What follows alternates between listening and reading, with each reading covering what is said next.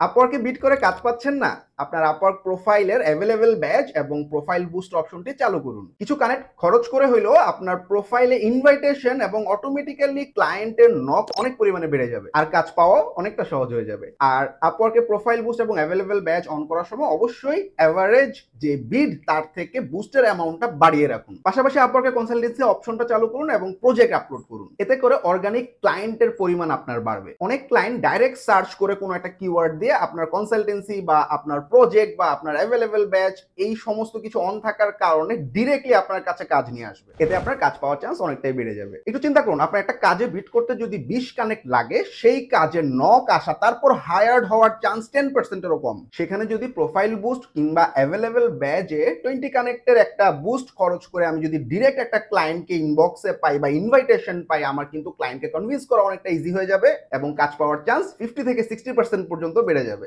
Thank you.